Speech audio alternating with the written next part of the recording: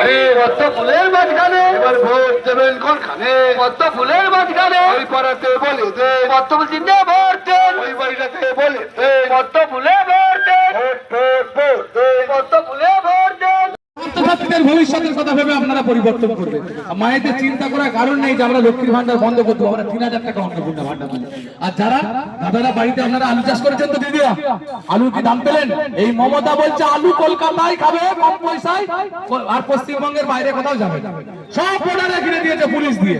এই মমতাকে পাল্টান, এই কৃষকদের শেষ করে দিবে, এই ছাত্রছাত্রীদের ভবিষ্যৎ নষ্ট করে দিবে, মায়েদের সম্মান দেয়নি। আরজি করে অভয়াকে ডাক্তার বোনটার কি অবস্থা করেছে আপনারা ভুলে গেছেন?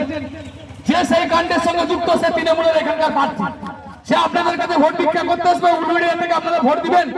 আর আমি আপনার পাশের বাড়ির ছেলে, কথা দিচ্ছি সুখে দুঃখে সব সময় যখন ডাকবেন তখনই আসবো। আর এই গোঘাট তথা শ্যামবাজার বেলডিয়াকে বদলে দেবো, প্রকৃত পরিবর্তন করব, প্রকৃত উন্নয়ন করব, কথা দিয়ে যাচ্ছি। কোনো চাপের কাছে নথি স্বীকার করবেন নি, তৃণমূল থাকবে না, তৃণমূল চৌঠা মেয়ের পর ফিনিশ হয়ে যাবে।